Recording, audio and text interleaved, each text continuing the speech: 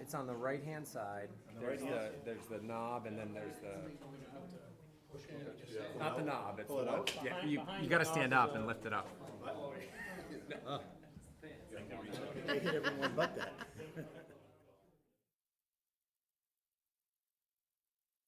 Can you hear us? Leah, can you hear us now or no? What's that? Yes. Yep, they can hear us. Yep. Okay. Yeah, we're all here. Okay.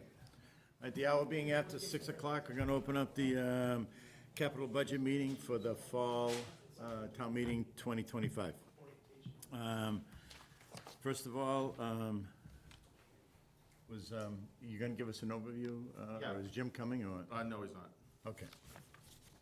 Yeah, I can give an overview. Actually, before we get started, too, first item on the agenda is just the committee reorganization. It's the typical appointing the chairperson, vice chairperson, and clerk. I also just want to recognize Doug Shea from the Finance Committee. We noticed that the Finance Committee didn't appoint a member to the Capital Budget Committee last year, primarily because the recommendations from this committee were finalized before the Capital Budget, before the Finance Committee appointed a member. So a member wasn't appointed, so Doug, as a member of the Finance Committee, volunteered to come participate. So thanks, Doug. I think you should have all the materials there. So yeah, if you want to just start off with capital, with the reorganization. Okay. So, Make a motion to make we'll it open the up. chair. Anybody else? Anything else? Chair for him? Sure. Second. Okay. All in favor? Aye. Good. Dave? And I'll Aye. abstain. Aye. Said aye. Yeah. Oh, do we have to do a roll call with? It should, because it's a hybrid meeting. Okay, all right, Larry? Yes. Mike, and, I'm sorry, Doug. Doug. I'm a little frazzled right now. Cheryl? Yes. David? Yes. And, is that Leah? Leah? Yes. Okay, and I'll abstain. Okay, and then we're gonna go for a vice chair. Vice chair, yeah. Cheryl, Larry? I'm not gonna be here next Tuesday, so. Okay. I can do it. All right, Sure. I'll nominate Larry for vice chair. Second. Okay, any discussion? All in favor? Oh, Larry? I'll abstain. I'll abstain. In favor? Aye. Doug? Yes. Joe? David? Yes. Leah? Yes. Thank you. Do I get 5 minutes for rebuttal or anything? No? Yeah. No. So Nobody's just gonna listen, but, an overview. So you all, looks like you all have your packets. We did something a little bit differently this year, and actually, Cheryl, I had you in mind when we were putting this together. We put together a memo with summarizing all the requests that the town administrator is recommending, provides a little bit more context into some of the reasons why he's recommending certain things, why he's recommending certain funding sources. I know in certain cases, folks are looking for mileage on vehicles or just more backup information. So actually, Cheryl, I had kind of had you in mind. This is something that, you mentioned in the last couple of years. So if we just kind of start there, the free cash and retained earnings, those were certified by the Department of Revenue last Thursday. That's why we waited until Thursday to finalize all the recommendations. So we finalized those shortly after that and got the information out to you. And so what that left over was approximately $4.3 million in free cash, $950,000 in sewer retained earnings, and $1.1 million in water retained earnings to use for the capital budget. So like we usually do, we've split this up into departments. You'll see that for all the requests, you see what all the departments had requested, what the town administrator is recommending. And then tonight, we're gonna be meeting with most of the general government departments and public safety departments. Next Tuesday, we're gonna do a vehicle demonstration at 5 o'clock in the parking lot across the street. I think that was generally well-received last year. See the vehicles firsthand, and then we'll come back here at 6 o'clock. We'll meet with the DPW, Walpole Public Schools, and then finalize the recommendations from the Capital Budget Committee. And then actually the warrant for the fall town meeting closes tonight. I know Jim's working with the chairperson on the Finance Committee to finalize the FinCom schedule.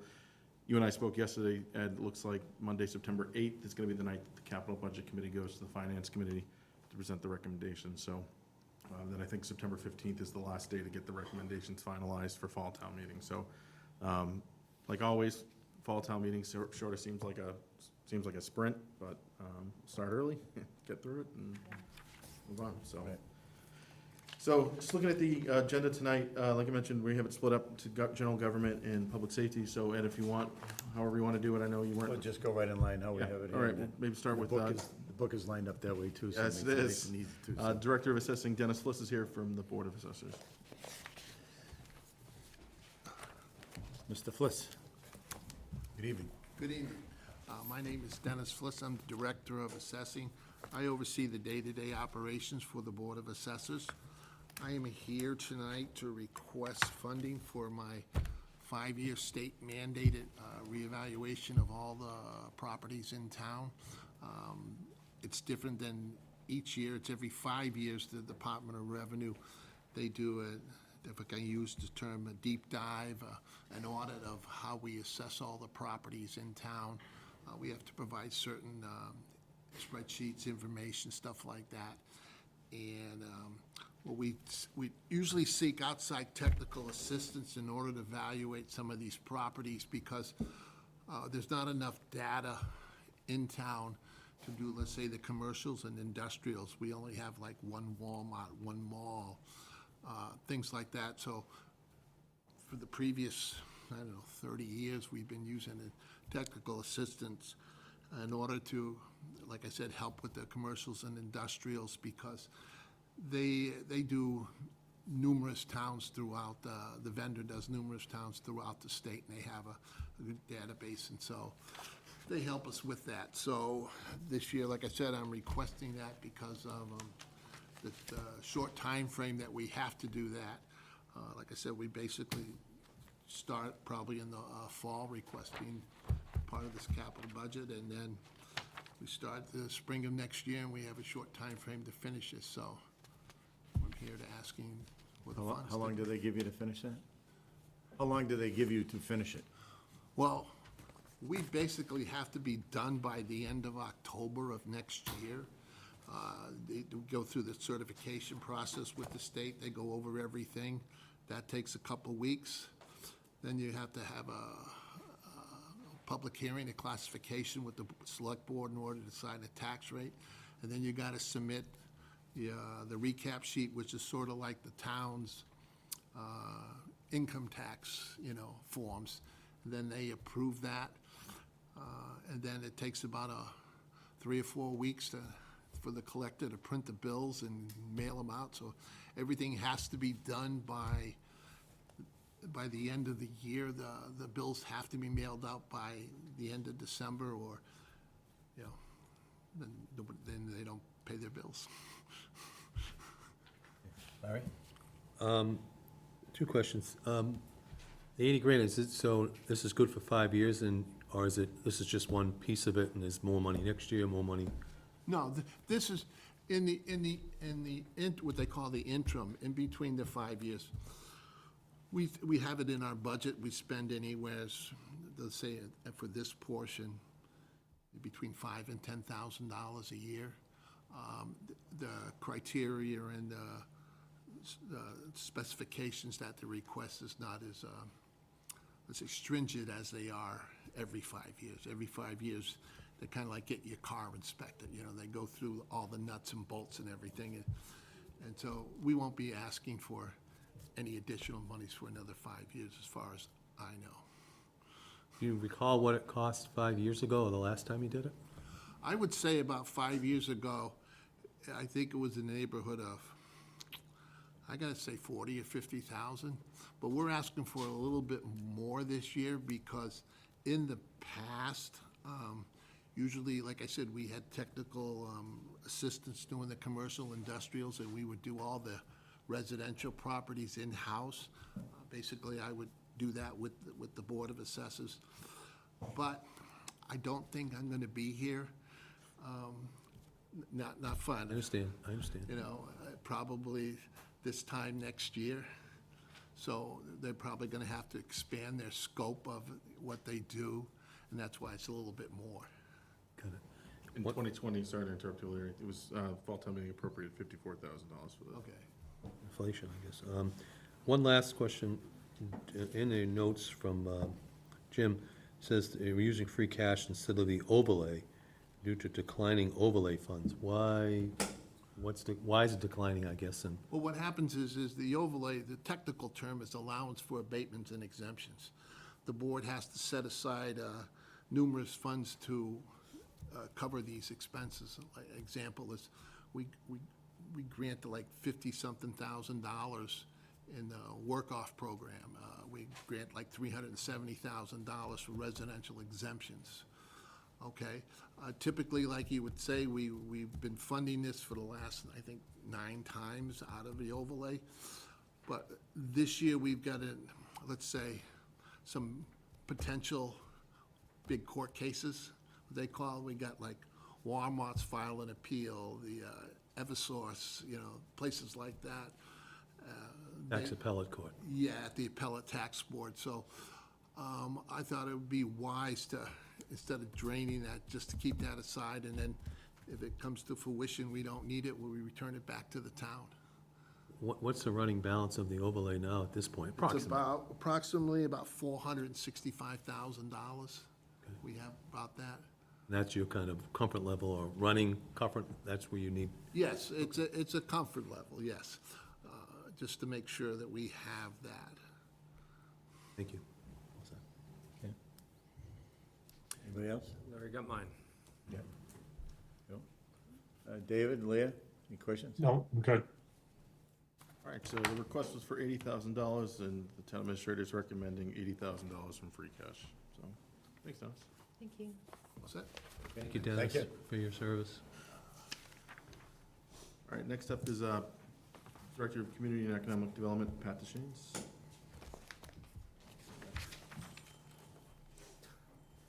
How you doing, everybody? Good evening, Patrick. Hey, Patrick.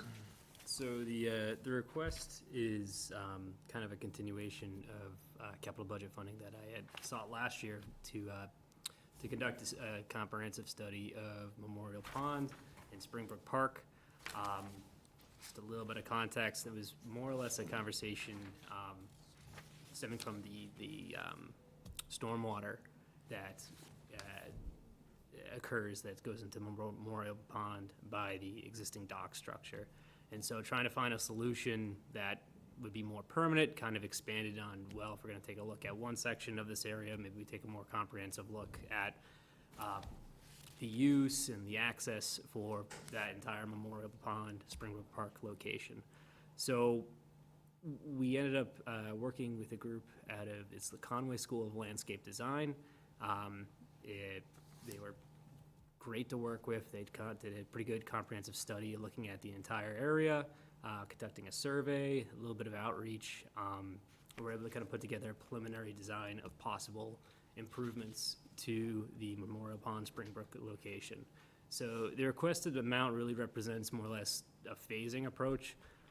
Some items that I think were in the document that you have, some maybe not realistic, some of them probably we could look at down the line, but the focus really for this initial phase is stormwater by the dock location, trying to find a more permanent, I guess, sustainable solution, rather than, there's a lot of work every year to kind of redo the stone dust pathway out there, and trying to find a more practical solution is kind of the goal, really, this time around. Would that also be to like clean up some of the vegetation along? I notice Yep. it's getting very high, you almost don't even see the pond when you're driving by now, so.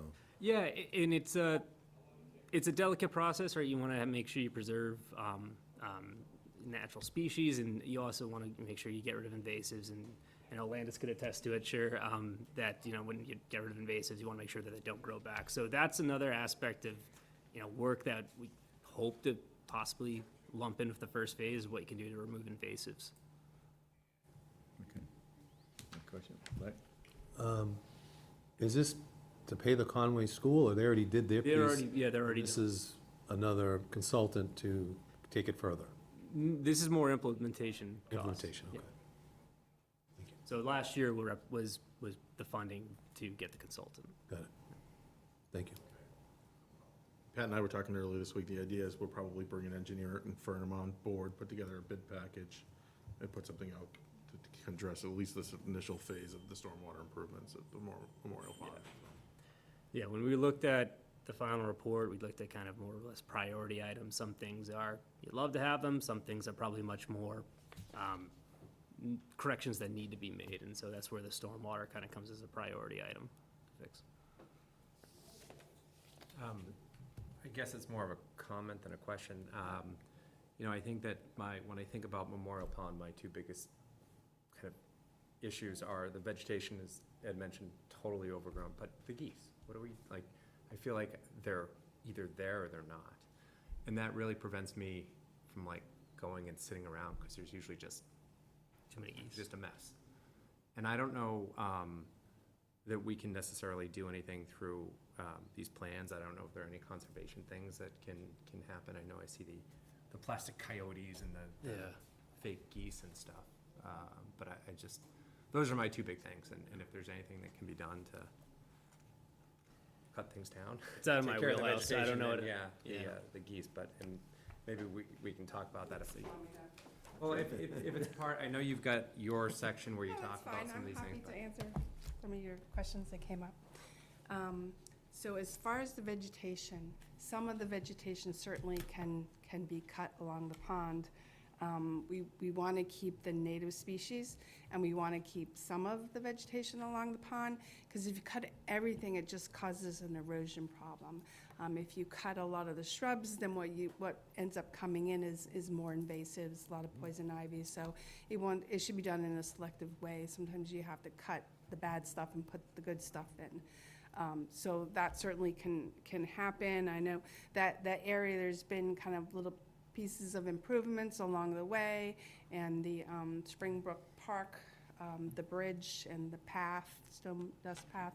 So we want to just kind of improve that area a little bit, since, as Pat has said, what happens is when it rains really hard, the stormwater comes from the gravel parking lot and it just rushes through there. So in order to keep that path nice, we need to do something. So I think that was part of the intent. I've had, various different groups approach me, what can we do to that area to make it a little better? And my window looks right out to it. There's a lot of people that go there. People go and fish, people go and hang out at the benches, and it seems to be used quite a lot now. As far as the geese problem, if I knew that, I think I wouldn't be here. I would be, maybe a little richer than I am today. I know there's a couple of things, like I think someone brings their dog out. We've tried the coyotes. Seems to be somewhat less geese. Yeah. I think that you're right, they come in waves. I don't know the complete answer to that question. Yeah, I and just feel like they're always there, and I hate walking along. I know, that side, but I yeah. definitely agree that there's a ton of people there all the time. Yeah. And it would be, ever since we took down that that whatever it was, that, sometimes referred to pavilion as that the was butt there. wall. okay. The butt wall. Yeah, that's, Ever since that went down, it's been. Like you said. I wasn't the first one to call it Name that, it. so, but. We get credit now.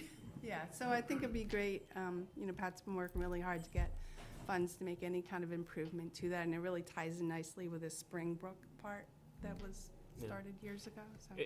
And just the expansion of the project really kind of stems from trying to look at, obviously, stormwater is a big concern from a technical standpoint, but then, as you mentioned, that area gets visited a lot. The dock that Trails Committee did was hugely successful. It's a great point of interest. You see kids out there fishing.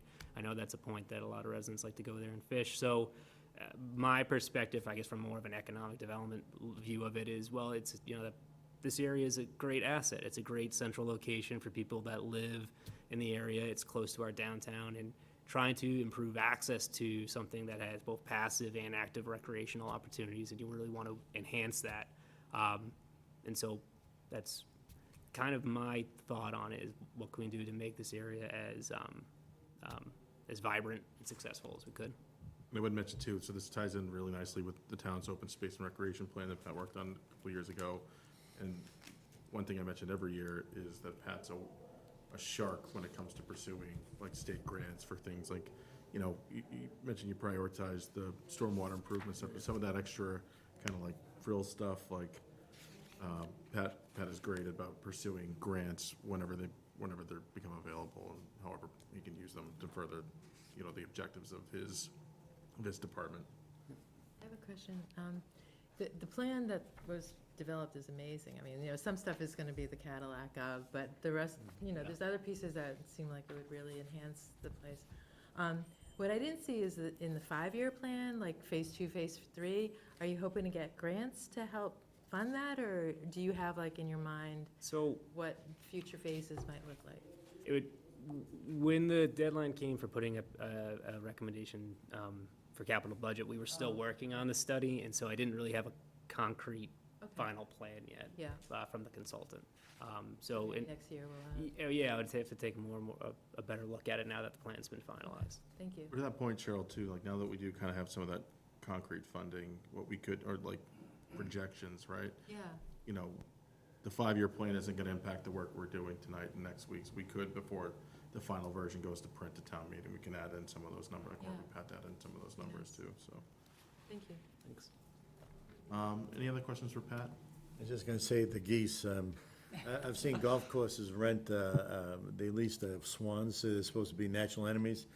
Well, they become friends after a while. The dogs at the golf courses just get worn out from running after them all of the time. And I did see, they put like some small fencing around, because I guess they don't like to nest there, because the young can't walk into the water, and they're not able to fly over it, so. But, eventually they get around that too, so it's, That's another reason to keep some vegetation along the bank, because it prevents them they from. they like to go from a water body upland. They don't want to have to navigate shrubs or anything like that, but have something that's still not going to hide the pond. We don't want to hide the pond. I mean, the Conservation Commission and me as the conservation agent, we want people to go there. We want people to enjoy it and enhance it, and definitely. I it's a think good I was thinking more like the weed trees. I feel Yeah, like there's yeah, a lot of that those. can come down. Yeah. I mean, there's invasives out there, there's vines and stuff that really need to go, for sure. David or Leah, any questions? I'm good. Good, thank you. All set. While Landis is up here, Landis. Segue into Don't go far. conservation, so. All right, thank you, everyone. Thank you. All right, thank you. Let's skip to conservation. You want to take? Yeah, we'll take, she's yeah. up, yeah, Landis is up here. Did we vote on that? Go for it. No, Dave, what we'll do is we'll vote everything probably next week. Okay. Thanks. So I'm Landis Hershey, conservation agent. I work with the Conservation Commission. I also, over the past several years, have been putting together capital budget for the pond treatments of Memorial Pond, Clark's Pond, and Turner's Pond, so that we can treat the invasive and nuisance vegetation. If you don't treat those items, if you don't treat the nuisance vegetation, it gets more overgrown, and then eutrophication starts to occur, which is where there's a lot of vegetation that takes up the oxygen, and you eventually don't have an open body of water. You have more of a wetlands or a stinky pond. So Walpole has been committed to treating the ponds over the years, and I've taken on requesting capital budget to do so. So, didn't we vote, plan last year for, when was the last time we voted for a 3-year plan for the ponds? Was it the same ponds or It different was the ponds? same ponds. I think it was probably 3 years ago. I don't remember exactly. And I know the issue came up as to why is it capital? Is that what Yeah. you were bringing up? Rather than, So last time we did this, sorry to interrupt, was Yeah. at Fall Town Meeting 2023. And actually, the way that we're doing this now is a little bit different than in the past. We've done appropriations for each pond, which really kind of doesn't make sense. If Landis has a particular pond that she needs to focus on in any particular year, it doesn't make sense to tie up that funding with one pond versus another pond. So what we've done, you'll notice this year, it's different, where we've just grouped it all together into the one request for the $42,000. So Landis is able to kind of expend from that for each of those ponds as she needs to, so. We've kind of done some off years too, so like 22, we did specifically Memorial Pond. 2020, we did Clark's Pond and Turner Pond, so this way it's just one kind of memorial pond account that Landis can expend from. And that works better this year for Turner's Pond. So Water and Wetlands is a consultant that we use. They go out and they review each pond every year. They go out and treat the ponds. They submit reports every time they treat the pond, as well as an annual report where they summarize what they did that year and what should happen the next year. And last year, last couple of years, they were recommending a different treatment for Turner's Pond using sonar, which is a different chemical, which works better for the whole entire pond, and it targets the milfoil immediately. So then the next year, you don't have to spend as much on that. And maybe the next 2 years, you don't have to spend as much for that. And that cost a little more, and I was able to kind of juggle the funds to do that. But this method that Pat suggested would allow us to target the funds for the specific ponds. Great. Questions? In one of the reports specifically for Turner's Pond, it looks like the dissolved oxygen rate is lower than what it should be. Is there anything that needs to be done to get that rate up to the acceptable levels? It looks 6.5 is acceptable, and it looks like the report had it at 6.4.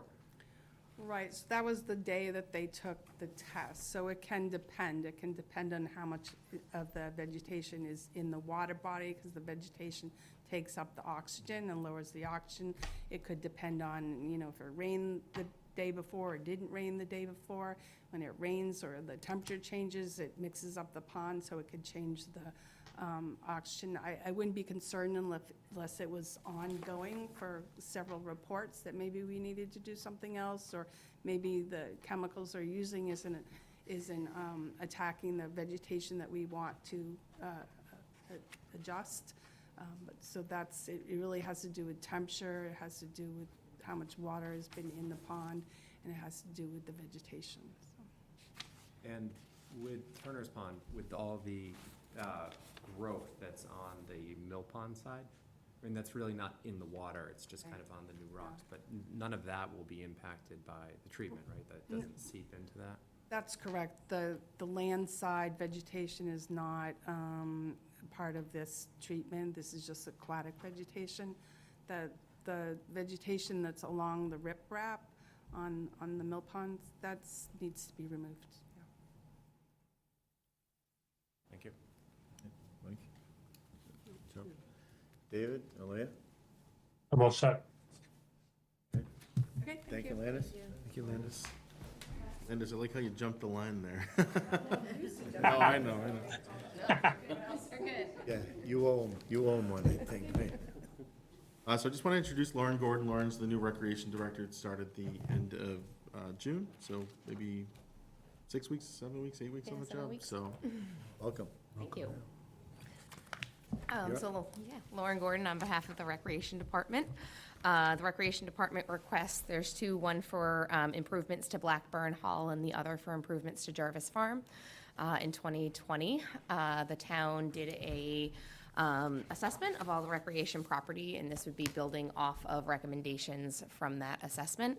It would be, for Jarvis Farm, it would be improving some of the space that we're currently using for our summer camp programs, and also looking at ways we can expand the usability of that space to bring other recreation programs there.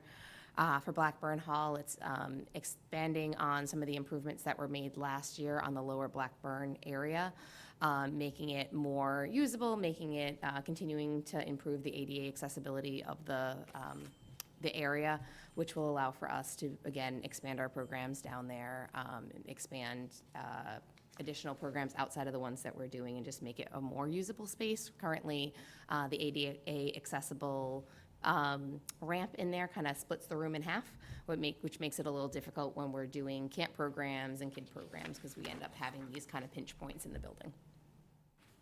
That's it.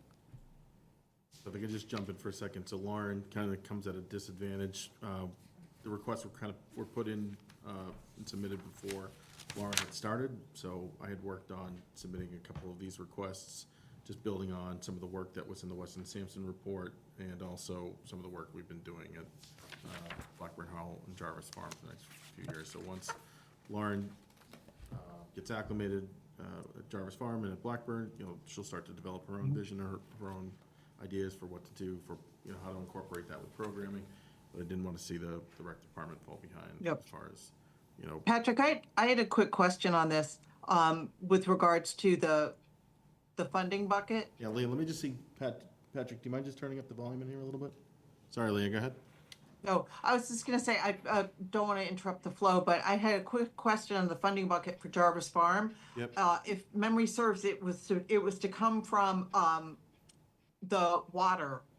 That's correct, yeah. So Jim's recommending $25,000 for the Jarvis Farm improvements from water retained earnings, primarily How does that work? because Jarvis Farm is owned by the Board of Sewer and Water Commissioners. Oh, okay, So- all right. All right. I didn't know what the connection was, so I just wanted to make sure it was legit and not, I see. great, thank you. Yep. Leah, so the water and sewer rates help pay for it. It was bought by the town as a protector of the aquifer, if I remember. That's correct. Gotcha. Okay, yeah, thank you. I did not realize that, so now it makes sense. In addition to that, if you go back to the town meeting article, what it does say is aquifer protection and for recreation purposes. So, being a former campground, there was the push at the time to continue to allow the recreation department to continue using it. I think they've been doing it since 2016. So. Both items, Blackburn Hall and the Jarvis Farm, were requested at higher levels, but were kind of cut in half. So was there any explanation on that, other than we don't have all the money? Well, yeah, exactly. One, we don't have all the money. It's always a balancing act. Two, so for Blackburn Hall improvements specifically, there are some other funding sources that we can use to try to make up the difference. What we'll do with that one is we've been working with an architecture firm that primarily focuses on buildings like YMCA's, things that, organizations that cater towards like children and families. So they assisted us with the bathroom project and the upper floor project. So they kind of have this, you'll see the schematic drawing and the backup materials. They have an idea about, Lauren mentioned this too, removing the ramp and either situating the ramp so it's off to the side so it becomes more usable space, or, installing an ADA accessible elevator. So essentially what we'll do with this is we'll go back to the architects after town meeting and say, this is what we have, like, let's get us a design that tries to accomplish what it is we were looking to accomplish in the first place, and we'll just keep picking away at it, so. And we've been putting money into the building for the last few years. Is this kind of, we're hitting the max, or is it this design will warrant more funding need? So if you go into Blackburn, you really only have the upper hall and then the lower floor hall and then the restrooms in the office. The office, I think, was renovated maybe 10 years ago. We just did the bathrooms, we just did the upper. So this lower floor is really from a programming perspective, really all that's left. When Donnie was here too, Donnie invested in the columns, in the roof. There's a new roof, I think, was replaced back in 2023. So, and he was building off at the time of what was in the report there. So I think, even from a structural or exterior perspective, there really is so much left that can be done to the building. But we also want to make sure that, this is the idea with the bathrooms last year, when the public walks in there, especially you use this for the summer programming, the really young kids, you want to be able to inspire a certain level of confidence in the families that drop their kids there and with that program, so. Thank you. So when I first look at it, I know we did the bathrooms in the offices, so it's really just the recreation area, the sunken area there. That's right. 250,000 sounds like a lot just for that one area, so, and I know the ramp, if you had to do the ramp, that would be it, but what else are we really looking at? So a lot of it, so if there was something to do with like the elevator was gonna, I think, take up a lot of that funding. That becomes pretty expensive. So if we do something with either the ramp or, some of that, there's another, actually, now that I'm remembering, there's another kind of art room. I don't know if it's still called the art room, near the Yeah. bathrooms. So money could be put into that room too, but I think for the 125,000, we could try to make something work, so. Yeah, because I think the elevator would free up a lot of space. The ramp takes up a lot of space, right? So, Yeah, and it's, when you're dealing with young kids, if you're imagining being in the center of that room, kind of looking up at the ramp, like, either side of where that ramp is becomes places for the kids to try to hide, and, the architects are explaining, like, you really don't want to have that kind of thing, something where the kids can try to hide, or, so, they're recommending either kind of situating, like, rotating at 90 degrees, or something like an elevator, or something along those lines, so. It'll also open up the space so that we'll be able to use it for bigger things. Right now, because of the rooms broken up, when we have big groups or when we have birthday parties, things like that, we're really not using the space closest to where the ramps are because they kind of have this little jet out. So they just become these little unusable spaces for storage. Being able to open it up and make it one big room will give us the ability to, rent that as another option to bigger parties, which right now we're just really using the upstairs for. that sound right? Mike, Nick? I guess to Larry's point, there's a lot that's going on at Jarvis. And I'm looking at the available funds for some other things like the pools, right? The pools is one of the things that kind of come off of this. What's going on with the pools? Is there anything that can be done, or can some of those available balances be reallocated at some point to get more of this Jarvis work done? So Jarvis, the funding source here is the water retained earnings, so we can't use that for the pools. So, I'm talking about reallocating pool money to do more at Jarvis. so we're working within the last couple of years, actually, I don't know if I have anything handy.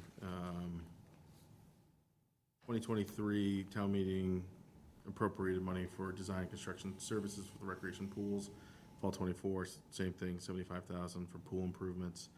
So we're working with an engineering firm that's focusing right now primarily on South Pool. So if you remember, we worked with,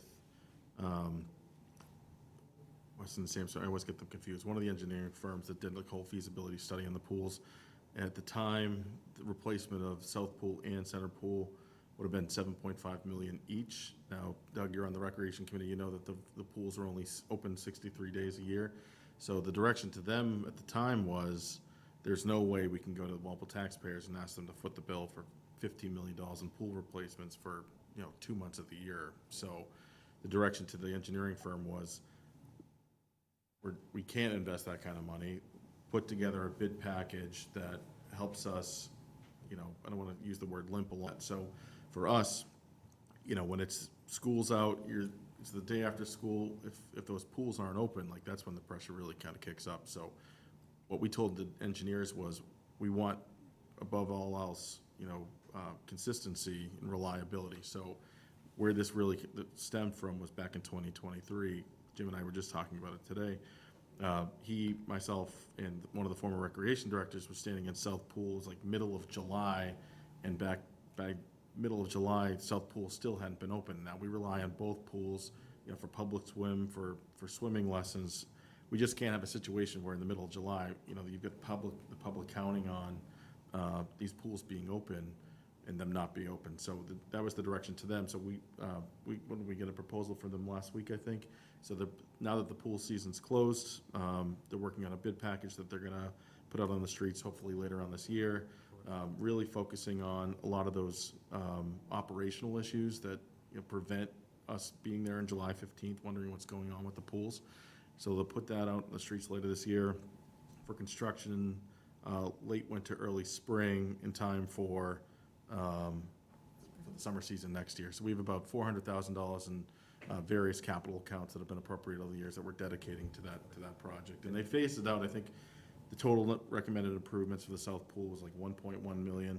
Jim and I were talking about that today. Like, even that, like, it's gonna really, we've got to, we don't know if we have the money for that over the course of the next few years. So they phased it in a way where let's address these immediate priorities and service delivery priorities first, and then we'll kind of come back to, they're recommending things like replacing the pool deck. I don't know if that's necessarily a priority, But, you know, we want to make sure that when school closes and the pools are supposed to be open, that they're open, so. Thank you. I was under the impression that the pools weren't moving the way you just described, so that's why I was asking that. Gotcha. So thank you for the Yep, information. no problem. Any other questions for Lauren? Question? Joe? No, All I'm set? good. David, Leah? No, welcome, Lauren. Thank you. Thank you. Okay, thank you. Thank you. Next up, Council on Aging. Giving us Carrie McManama, Council on Aging Director. Hi, I'm Carrie. Good evening. So our request this year is a replacement vehicle. We have a 2011 vehicle. It's really reaching its 15-year lifespan. It has been a great vehicle. It's actually kind of a workhorse size. We think it would be the vehicle of choice often by the transportation team to take people in and out and around to appointments and things. But our current vehicle, we really can't use in that capacity. It's in declining condition. It doesn't really keep things cool or hot, so it's not often the one that we'll choose. And we want to make the most economical and best choice when we're bringing people around for gas and for other reasons. So we researched a lot, and what we really like the Ford Transit that we have, that we used, that takes up to 3 passengers. So we looked to that because that's been a really nice maneuverable model, and they offer a 350 high roof passenger van. These kinds of vehicles for the use of our department, because of the clients that we're transporting, really do require a great level of customization. They need to be inclusive. They need to include a wheelchair lift. We need to add a bus stepwell so that they can really climb in. And it often requires us changing seats around so that they really can maneuver once they're in the vehicle. So we'd be moving from a 10-passenger van with our current vehicle to a 9-passenger or 7 with a wheelchair lift, and that really is kind of a sweet spot in size. It would prevent us from having to take a 14 or 16 passenger on a ride that would really fit better into this model vehicle. I'll take any questions that you have. Questions? Just, you mentioned that one of these vehicles is going out to auction, and I wasn't sure. Yes, I think that's in Jim's memo. Yep. Yes. Yeah. And I wasn't sure if we have any idea about the price range that might fetch from the auction. I don't know, it's, market rate, so it's usually, when we put it out, it's a website called Municipid, that, all, Rick's old equipment we put up there. And it really just kind of depends on the demand for stuff like that. You'd be surprised what we're able to get back from the highest, it's sold to the highest bidder. It's a pretty remarkable tool that we've been using, and we've been doing it all ourselves. Tom Collins, who really kind of turned us on to this idea of, online auctioning. He passed away a couple of years ago, last year maybe.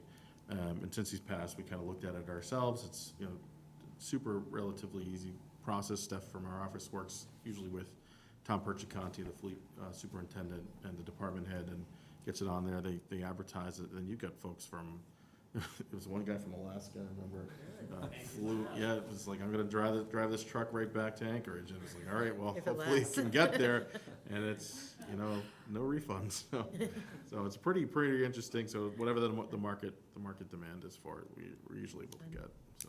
It's A kind of lot like better than the eBay. trade-in money we were getting. Oh, yeah. In the Yeah. past, so it's a lot better, Right. so, It's incredible, so. okay. Questions? David, Leah? David, question? Carrie, I noticed that the funding is $250 less than your request. As a future client possibly of your services, if that becomes a problem, just send the new van up to my house and I'll get you a check. You got it. You got it. I think it'll be really terrific for them. It's so much more maneuverable. We have a couple houses right now that we can't take the larger vehicles to, so it really creates situations that they have to take the vehicle back and get the right vehicle for that one client. So I think it's really the direction that senior transportation is going. And since the seniors are some of our most vulnerable residents and really rely on this for shopping and getting to the doctor, making sure that they get there in a really safe way is super important to us, so, yeah. Good. So these vehicles spend most of the majority of their time in town Do They venture do spend the very far majority out? of their time in town. We will take the largest vehicle on day trips. They do Castle Island over the summer every month. So we'll take them on day trips to museums and things occasionally. Otherwise, there might be some medical rides. We go in a 10-mile radius. So we'll go probably almost as far as the BI area, maybe to Dedham, certainly to Foxborough.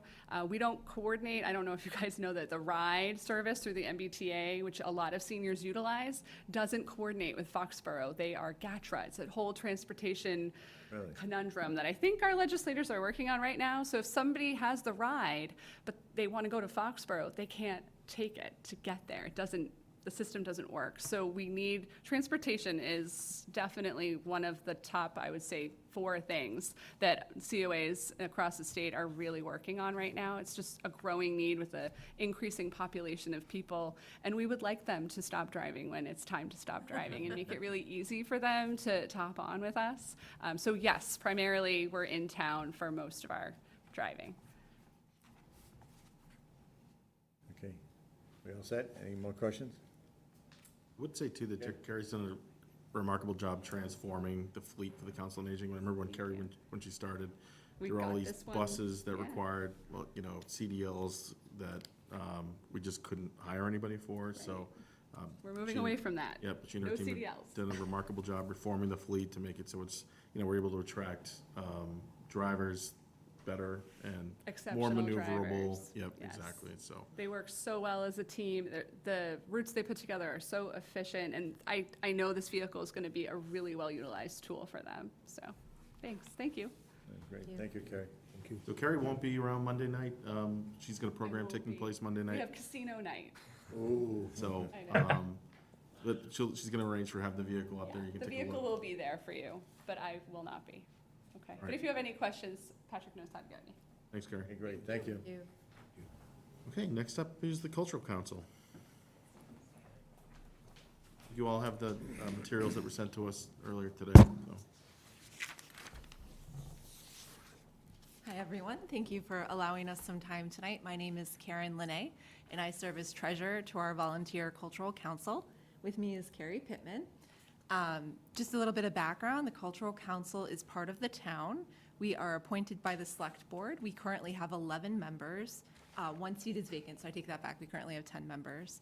And previous to fiscal year '25, we have not received any money from the town. We are funded by the state, the Mass Cultural Council. And a couple of years ago, we had some very involved members who said, why don't we see if we can increase our funding? Let's see if the town will give us any money as well. And so I'm not exactly sure how we ended up on the capital budget last year, but that is how we were awarded funds last year. So we're back this year. We're certainly happy to work with the town to better understand our options. So we move off of capital budget, just because I know we're not looking for a vehicle. We're not looking for a one-time funding of a consultant, that kind of thing. We're here every year and we fund, these programs in Walpole.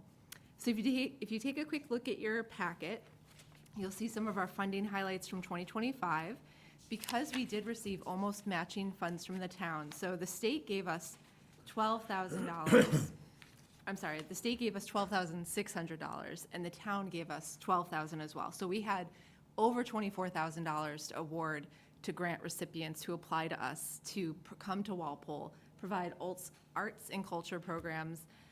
There's programs in our schools, there's programs at our Council on Aging, the speaker series at the library, the music series at the library, all sorts of programs in town, including the mural project that got funded in the alleyway over here, the Pride celebration, the Holy Festival, all of those were done in conjunction with Cultural Council. So that's why we're here today, looking for another $12,000 for the current fiscal year 26. And just by way of numbers, if we are unable to get any town funding, it's likely we'll only be able to fund about 30% of those who apply to us this year. Because as you can imagine, the number of folks seeking funding each year has just gone up and up and up. And our money that we're allocated from the state has stayed pretty static with about $12,000, $12,600. So Carrie, did you have anything you wanted to? No, just that we do service the whole town, from, the schools to the Council on Aging. And in the past, it's been really challenging because we get all these requests and we would have to make, decisions whether we were gonna fund people or partially, and we weren't sure if they were still able to do the programs if we just had partial funding, and this really, it was such a different experience last year to be able to really fund a lot of different programs, for a lot of very deserving people. So my question is, why isn't this operating budget versus capital? That's a good question. So I don't know where things left between fall town meeting and when we were doing the budget process, the operating budget process for FY '26, I guess.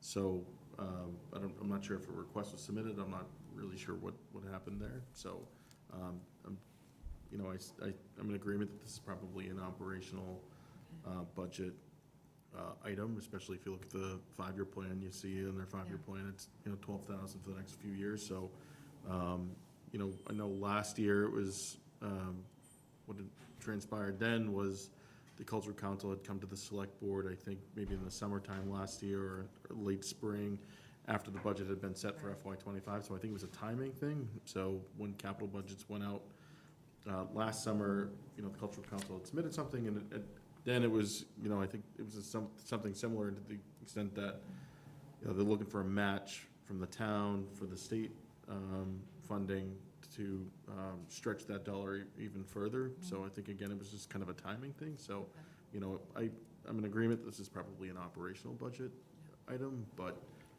we've got fall town meeting coming up, and then the budget cycle for FY '27 is gonna start all up again. So maybe, make a recommendation to submit a budget request there, and then maybe get off this capital budget cycle. But, at least in the meantime, this recommendation comes, something that I know the select board has supported in the past, and, that's been Jim's position, that he just wants to make sure that, that funding becomes available to kind of stretch further, so.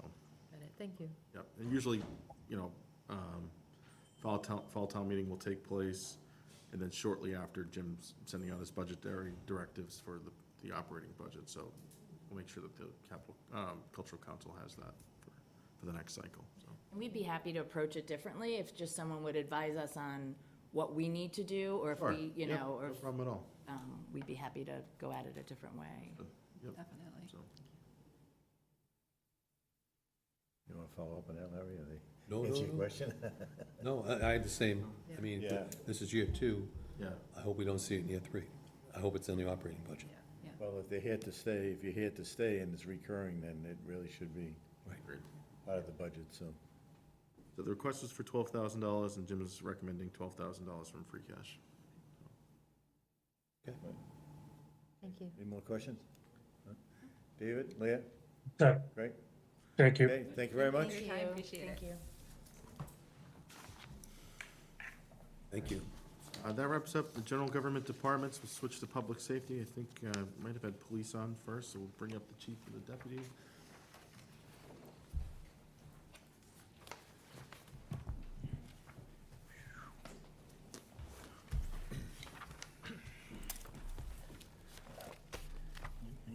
Good evening. Good evening, Rob Kilroy, Deputy Chief of Police. This year, we have a couple of items on our capital budget request. First up is a live scan fingerprinting machine. The department currently operates 2 machines. This is the second. We replaced the first one last year. These are both utilized for a number of functions. This particular machine is our criminal processing machine. We are required or mandated to identify all people who are taken into custody via fingerprints through the state and the FBI. The machine in question failed this year. Ultimately, it has reached its end of life and it needs to be replaced. It was originally purchased in 2010, so it's about 15 years old. So we definitely got a use out of it. In addition to criminal processing, it's also used for community policing issues and civilian and employment processing, so. Wanna- Yes, You want to pause? yeah. Any questions on each item when we go, so make it easier, I think. So, anybody have any questions on Is there a maintenance plan with that? I mean, you just mentioned that the last one failed, and 15 years old, right? You got Yes. great use out of it, but I didn't see that anywhere in the write-up, so I'm not So sure. we didn't include any maintenance plans inside of the capital budget. We figured moving forward, once we get the system in place, we'll address that through operating. Usually, I think maintenance is included in their budget, most departments, so. And we mentioned too, so this is on the 5-year plan also. Excuse me? The lifescan was on the 5-year plan also. All right. Anybody else? Okay, next. All right, the second item on our list is also an item that needs to be replaced. This is the 911 data recording system. Essentially, in 2023, the state notified everybody that, or all emergency communication centers, that they were no longer going to be maintaining all of the data recordings, and that each individual PSAP was going to be responsible for each of their own. At that time, they gave us a 3-year horizon in which we needed to replace this equipment. So we are at that point now. Basically, essentially, next year, the state will no longer be managing this for us, and we are required by law to maintain recordings of all 911 and emergency calls for at least a year. So this system will, once implemented, will record all of the 911 recordings, all the radio transmissions, as well as multiple business lines, as required by law. Question, Larry? The problem I have is unfunded mandate. State law mandates this, and where the state has $2 billion of whatever excess funds, and can we work with our legislatures to see if, I mean, this is just 23,000 for us, multiply that by 300, God knows what it costs city, Boston and stuff, but this has got to be millions of dollars that they're passing on to these communities, and then we've got to take 23 out of something else, put it here, which we need to, Yes. by law. What can we do? Can it, I don't know if the Mass Chief's is talking about it too, but it's something we can certainly pass along. As, kind of an unfunded mandate. this is, it change the law or give us the funds? This is nuts. Okay. Sorry, I'll get off the soapbox. We agree. Is it the legislators that demanded this, or is it? I don't know if it was legislation or through actually the state 911 system. Yeah, the letter came from EOPS. Yeah. And it basically said that this is what we're doing through 2026. We're not gonna fund it anymore, probably because it costs them a ton of money. They just push it back to each individual department to deal with it. But, we have to keep this stuff for obvious reasons by law, but also we have public records requests. We got, quality control for our officers, responding to calls. If something happened, if we had complained, we gotta deal with that. So it's just a non-starter for us. We have to have it. But yeah, I think it came down through them and they just said, hey, we're not funding this anymore. Have at it, so. Jim's letter states state law mandates. Oh, yeah, absolutely, yeah. But there's a reason, a lot of reasons we use it too, for other reasons other than just that, but it's very important for us to have. Anybody else? The retention period, I'm curious about. 1 year doesn't seem like a lot of time. No, state law is 1 year. We maintain things significantly longer. I believe right now we have a 3 or a 5-year retention thing. Anything that more serious, we make permanent recordings, obviously, but we definitely exceed state law at this point, so. Depends on the case too. If you have like a homicide or something like that, that's what forever retention. You can never get rid of that. So like you just said, it goes into evidence. We keep that. It never goes away, so. Yeah, we have the ability to download everything, burn it right into a DVD, and hang on to it for as long as need be. Yep. Okay. David, Leah? How's that? I'm set. Great. Good. The next item on my list is the replacement of an unmarked police cruiser. The unit we're looking to replace is one of our detective units, Unit 935. It is currently a 2016 Ford Explorer that has, I believe, 73,000 miles on it now. Being that it's a 2016, it is well out of warranty at this point. It is starting to experience more routine maintenance that's becoming more and more costly. We're looking to replace this vehicle with essentially the same model, but a 2025 Ford Explorer SUV. It'll be unmarked with all the necessary emergency equipment and reassigned to the detective division. Questions? Did I read it correctly? Is it a hybrid? The one being replaced is not the one that we're going to replace it with. When we get around to actually replacing it, we'll take what they have. Vehicles, regardless of what department it is, are kind of difficult to come by. Some of them, depending on what they have on the lot, we can get them with hybrid versions. For example, my current vehicle is a hybrid vehicle. I believe the Chief's is a hybrid. A couple of our marked cruisers are hybrids, but it really depends on what they have available at the time. So you want a hybrid, but it depends on what's available. Yeah. It's like, we try to, but like I said, unfortunately, operational requirements require that we kind of jump on what's available, because if you don't take it, it could be 6 months before you see something else, unfortunately. Thank you. More questions? David, Leah? Good. Okay, great.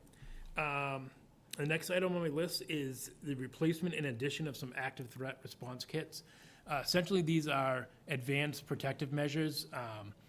Unfortunately, in today's climate, we're required to respond to critical incidents at all times, and this equipment will allow officers can be more protected in responding to these incidents. Essentially, the kits come with a more advanced body armor system with the ability to apply external pockets to carry medical supplies or additional equipment as necessary, as well as ballistic helmets for the officers to wear to gear up with in the event that they have to respond to a critical incident.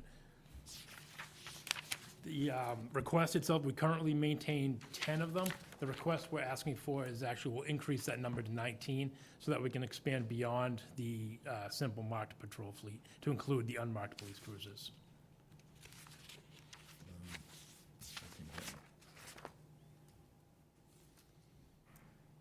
So, when I was looking at this, is this all of the equipment that you get in the kit? Yes, so, On that page, I think you crossed one of them out. Did I see one of them? yeah, there's actually 2 quotes attached there.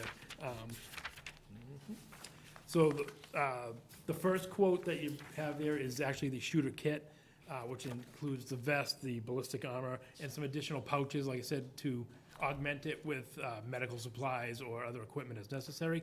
And the second quote is just, the second quote, I should say, is just the helmet. So essentially, they come together as one complete unit.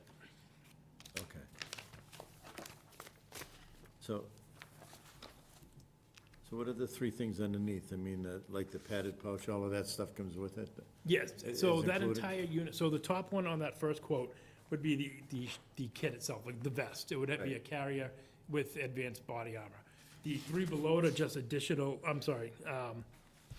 2 of them below it are just pouches for, like I said, augmenting equipment. You would have an additional pouch attached to the vest Okay. to put a first aid kit, a tourniquet, stuff like that, that you may need in the event of responding to a situation like this.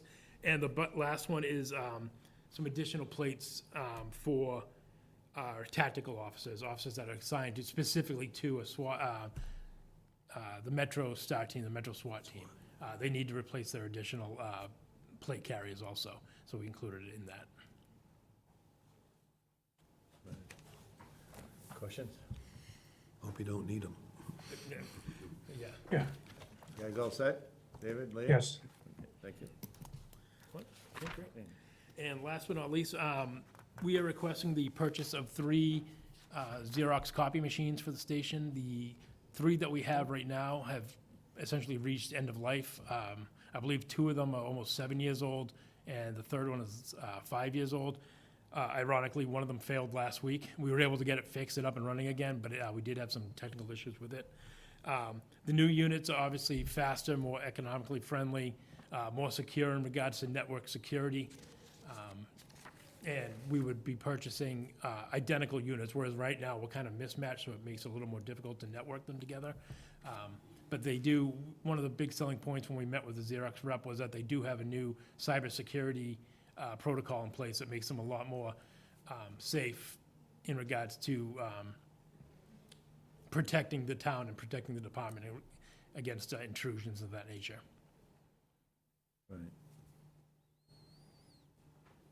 So this would go along with the computers that we replaced last year. How did that work out? Good, Did we yes. go, Yep, so a lot of the desktop units were replaced with that funding. And I believe a server was replaced also. So yes, that's all set. I believe that program actually wrapped up last year. We were able to do a little bit more than we thought, so I don't think that'll be coming back onto the capital again, so. Right, that was good news. Yeah. Doesn't happen often, right? No, right? At least not next year, so. Yeah, yeah.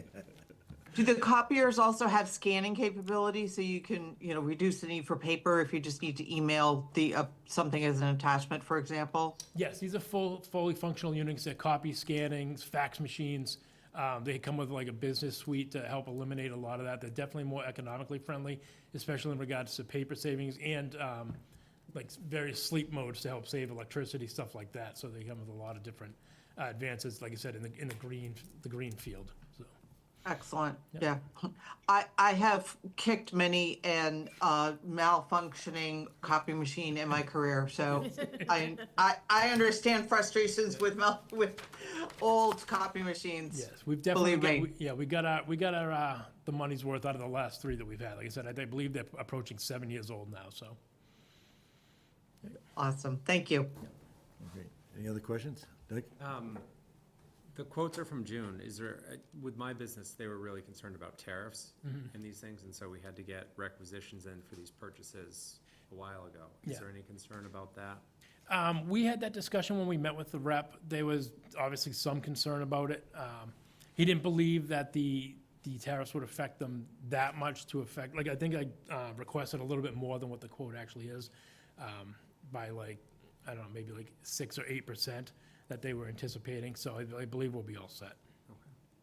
Doug, to that point, so when we issued the capital budget directives to all the departments, in the memo, we specifically warned departments, like, hey, the economic outlook is a little uncertain, discussion about tariffs, keep these in mind, like, add some extra buffer, add some buffer to your request. Nobody knows what's gonna happen following fall town meeting, but, departments were specifically advised to do that, so. Okay, thanks, gentlemen. Thank you. Thank All you. right, thank you. Thanks. Next up is the fire department.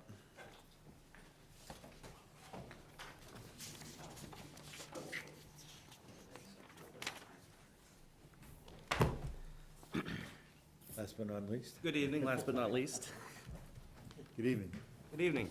My name is Brian Charles. I've been the Assistant Fire Chief for 2 years now, so this will be my second capital budget. You guys all know Chief Barry.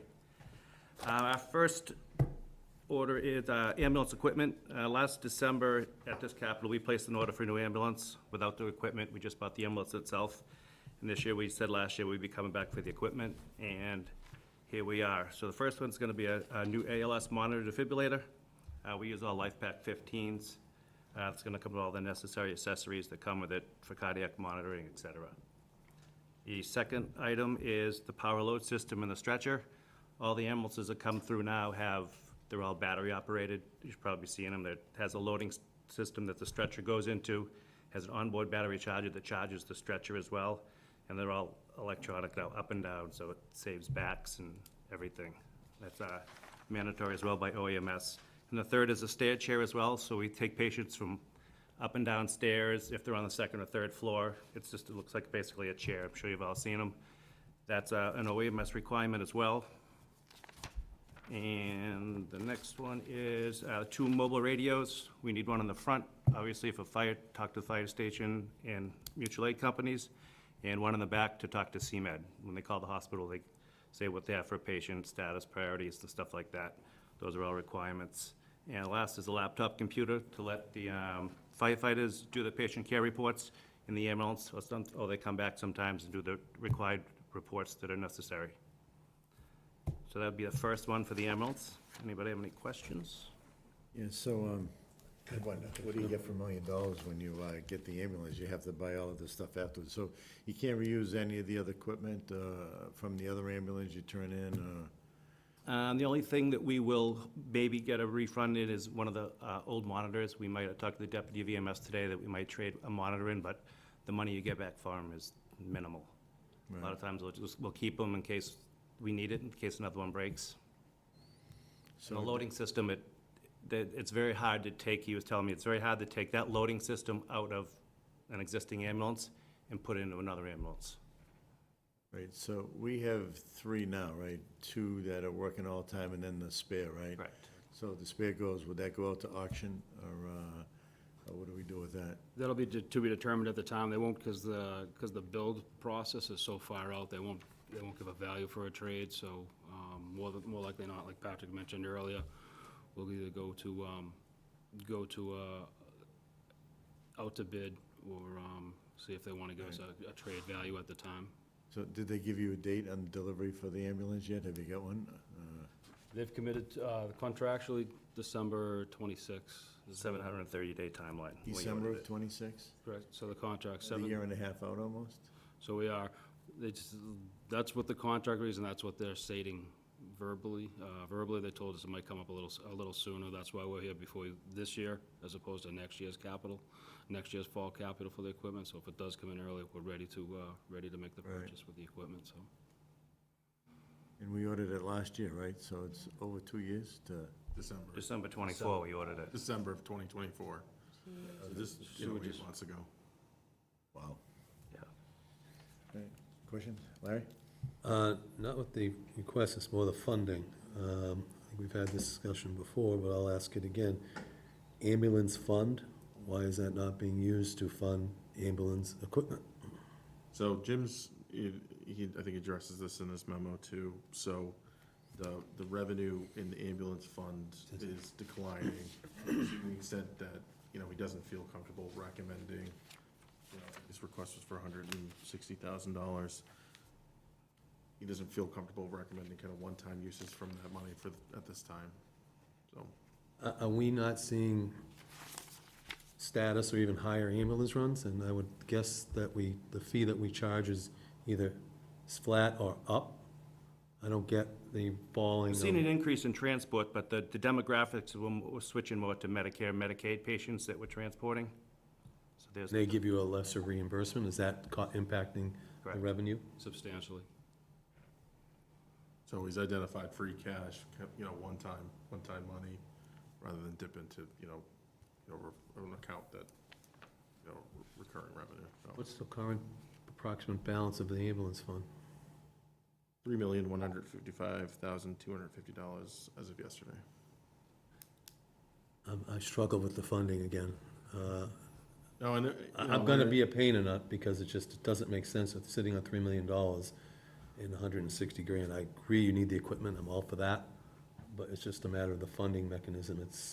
Is it a capital fund or Well, no, I wouldn't say we're sitting on it. We use that for the operating budget. We keep some money in reserve from that account, so I think reserve typically for what you typically use reserves capital for. expense? But also emergencies, closing gaps. So I think typically it's been the policy of, to try to hold about 2.5 million in reserve. So I think that's typically what we've tried to carry forward. And, for FY '26, the operating budget relied on 1.3 million from this ambulance fund, so. The fire department or the total town budget? Well, it goes to the fire department, but when the article that's presented to town meeting in the spring included 1.3 million from the ambulance fund. To fund general budget? Yeah, right.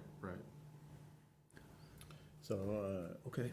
Patrick, the funds for the ambulance purchase, that's already set aside, that's not included in that, correct? Right, so So that, we're not even including that in the balance, right?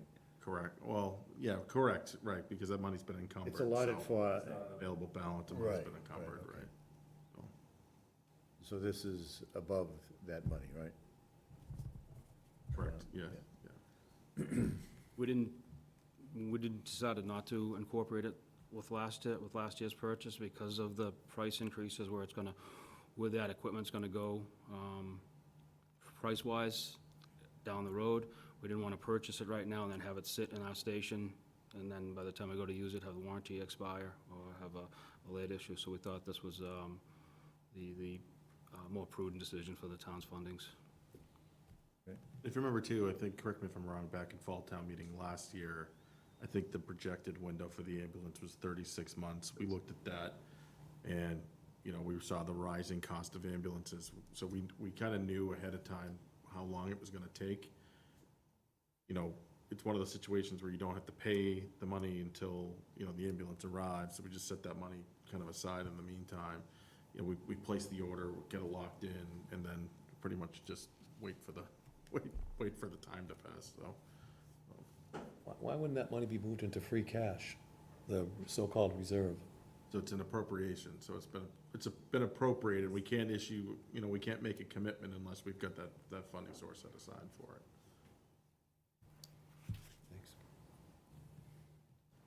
Thanks. Doug? Just timing, so last year there was a plan to purchase the ambulance, and you always had the intention to come this year and get the equipment? Correct. Correct, thank you.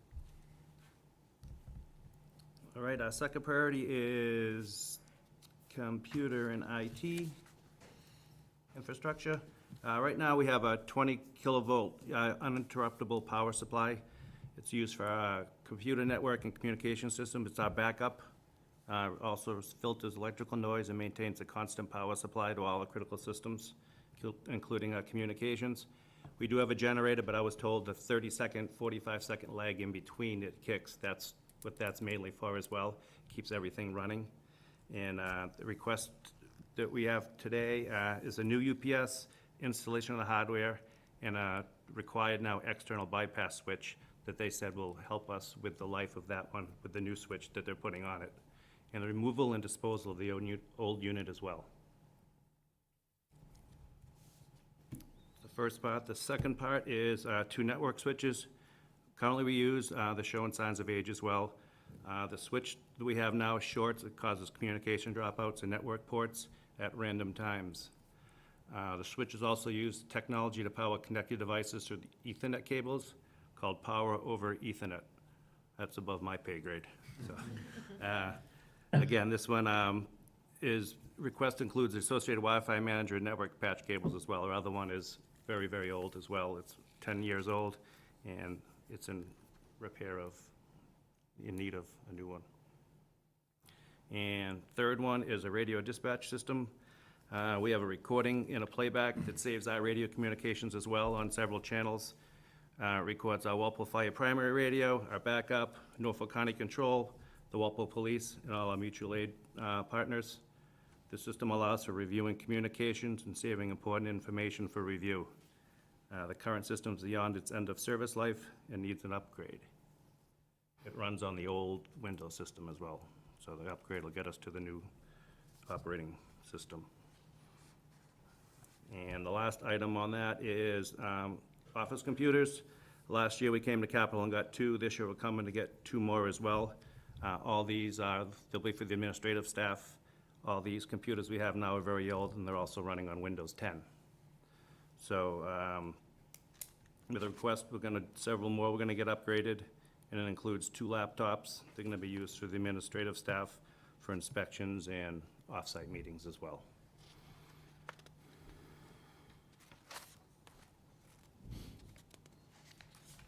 Questions? David, Leah, good? Oh. All right. Rick?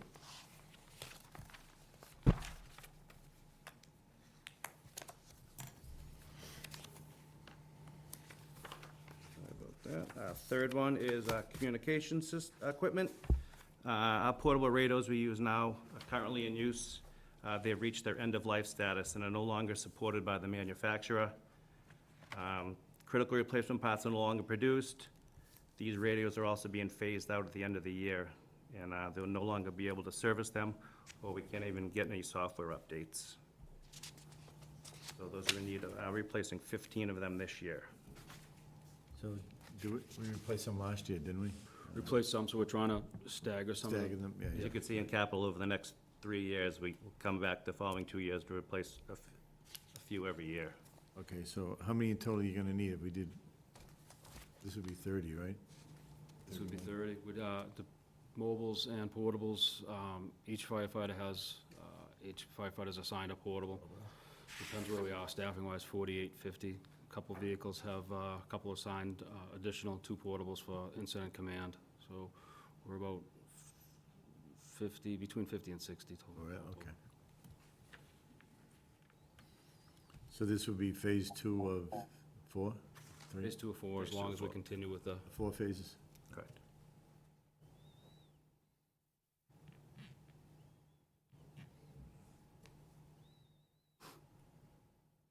Questions? The fourth priority is Station 2 design and construction. The design and construction of Station 2 represents a critical phase in ensuring a clear, structured approach to the successful planning of the execution of the project of Station 2. Currently, we have a company who's doing a study now. We should be getting the results back within the next few weeks to see where the best location for Station 2 would be, and the land that the town has now, if any of that land that we can have is feasible to put a new Station 2 on.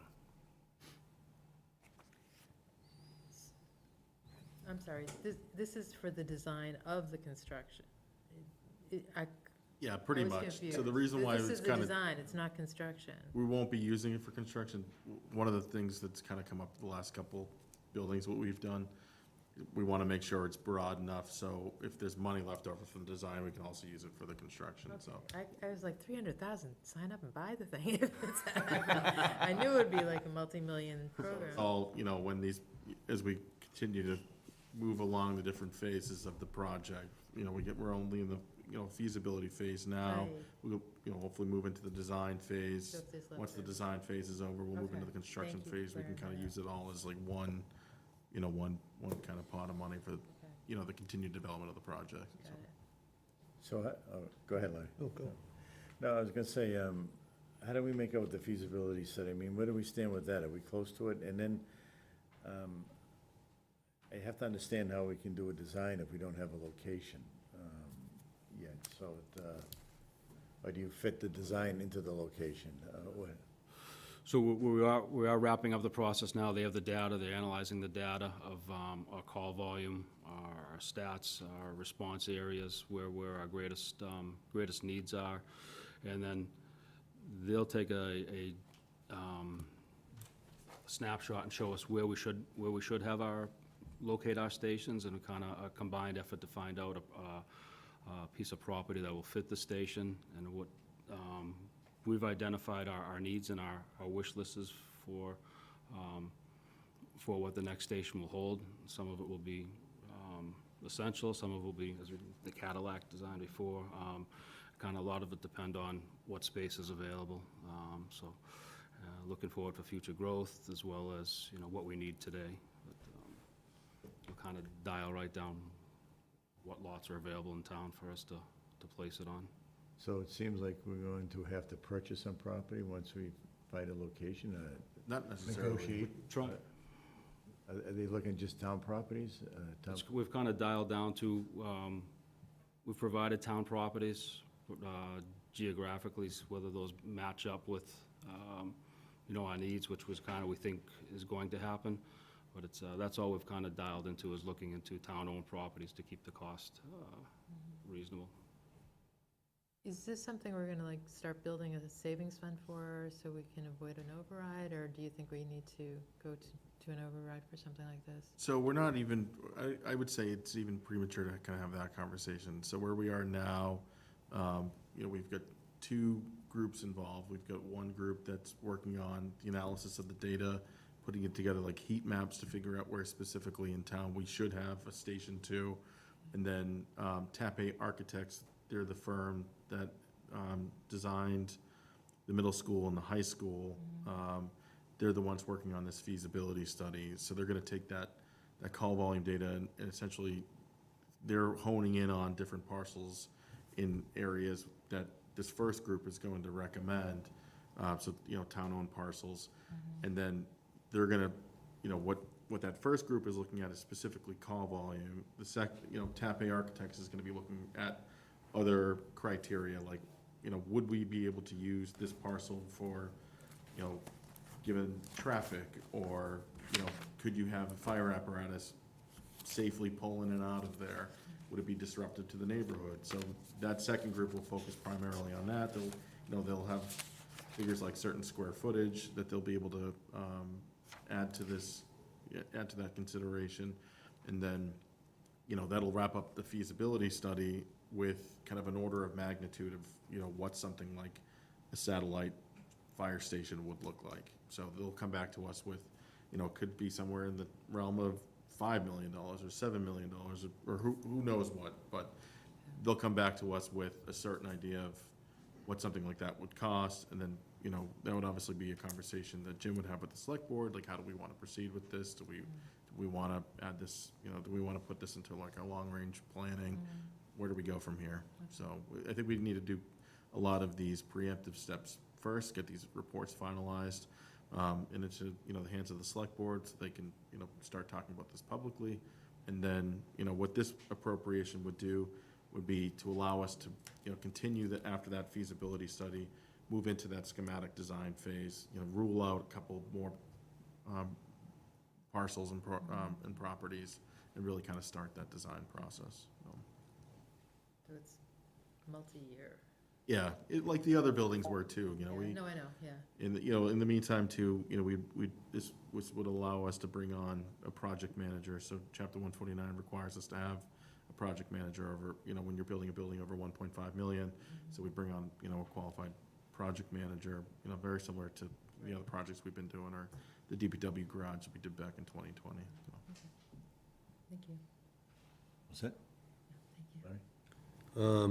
To your point, fiscal 27-28 has a line item for 14 million.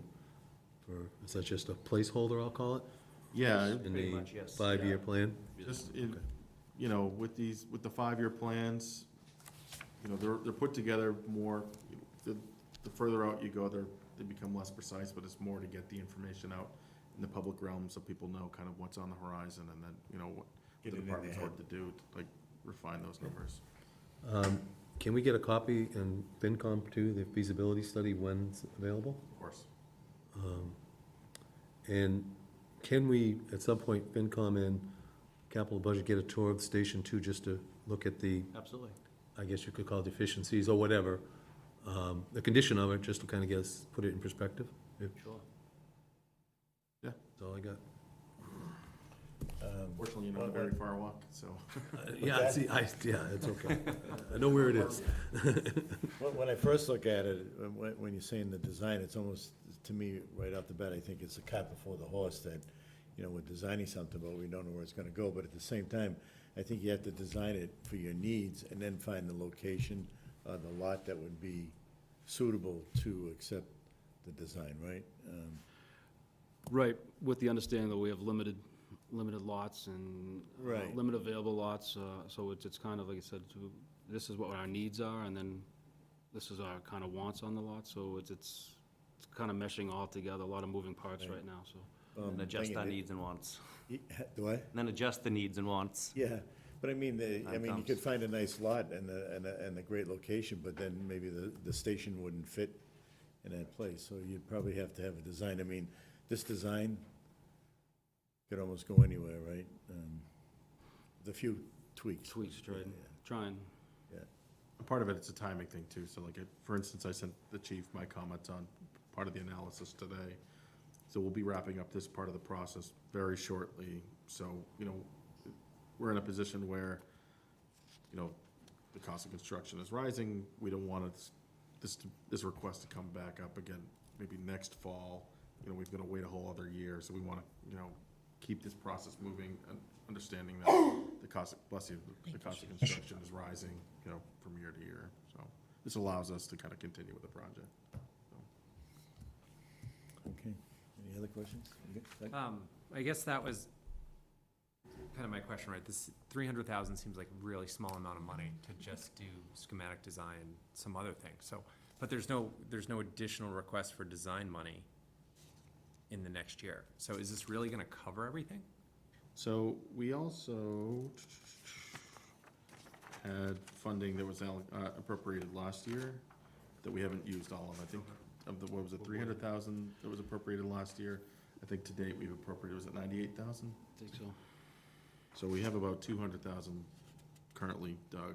So we would be able to kind of use that as the project kind of moves along. Yeah, it's still just, just doesn't seem like a lot of money, so that's why. No, and again, when it comes to design and construction, I always use the rule of thumb, design will be 10% of construction costs, and until we really know the order of magnitude of what we're looking at as far as the construction costs, I don't know, we don't know what the design costs are gonna be yet either, so. No, and that's what I did, and it's just a significantly higher number, so that's Yeah. why.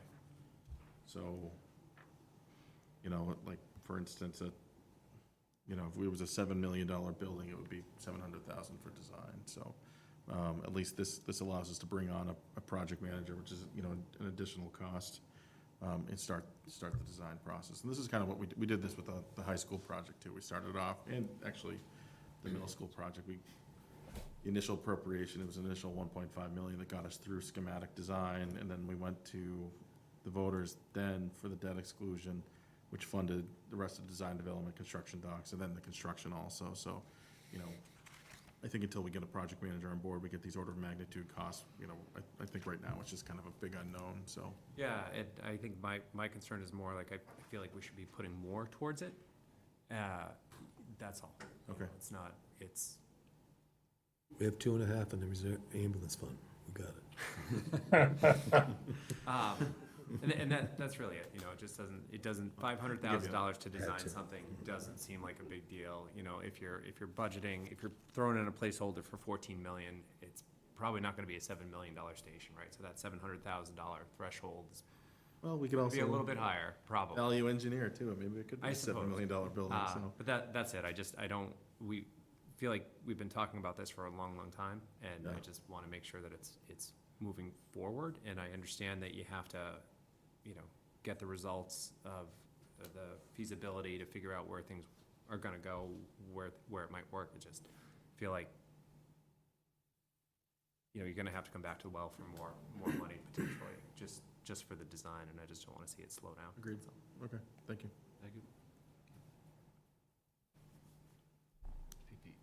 Yep, and our last is purchase of new NFPA compliant personal protective equipment for the new hired firefighters. This provides appropriate and fully compliant PPE to all members. It's critical in maintaining both individual safety and overall department effectiveness. This new PE will meet or exceed current NFPA 1971 standards. And upon hiring, we ensure that all our members are outfitted and protected with helmets, gloves, pants, boots, and flashlights. And all these are designed to offer maximum protection for all our members. How many with this outfit? How many? Almost $8,000 to fully outfit. Yeah, so about 5. Five, yeah. And also on that note, in our 5-year as well, all that turnout gear will be coming to, it'll need to get turned over again, and we have significant amount in, I think, our year 4 and 5 of capital, when everyone's gear is pretty much gonna be coming, it's only good for 10 years. And we also don't know about all the PFAS stuff that's coming through with all this gear, so we don't even know what prices will be for that new. All right. Didn't we buy a bunch of turnout gear or something a few years ago? We did, we purchased, we made 2 large purchases, and then the costs, when we started the process, it was about a little under $3,000 for a complete, for pants and coat. Now we're looking at about $5,000 for the pants and coat, so it's just, the price has just skyrocketed from what we've started with. We're able to reuse some of the equipment, and we can modify the sizes, but sometimes sending the equipment out to get factory altered is extremely time-consuming. We've not sure who we're gonna hire, what size we're gonna hire, so it's difficult enough hiring qualified individuals, so to have them fit into existing pre-used equipment is a challenge, but we try to limit the expense as best as possible. We recycle some of the old equipment, and it's like the chief said, we had made an initial purchase for the majority of the department almost 10 years ago. We'll be coming up on that 10-year cycle, and then a couple of years after that, we were allotted money again to purchase a second set, which provides a much safer and a cleaner operating environment for our firefighters. And that 10-year cycle will be coming up during the 5-year process as well. So that's why you'll see the larger purchase numbers further on down the road. And again, what those prices are going to be at that time is a scary outlook. Any more questions? David, Leah, you all set? I'm good. Anybody else? Yeah, all set. I think that's it. Yeah. All right, wraps up night 1. So again, we'll meet again next next Tuesday, 5 PM, parking lot across the street. Rick is here a week early, so Rick will kick things off with the overview for the Department of Public Works. I'm sure he'll have the superintendents with them.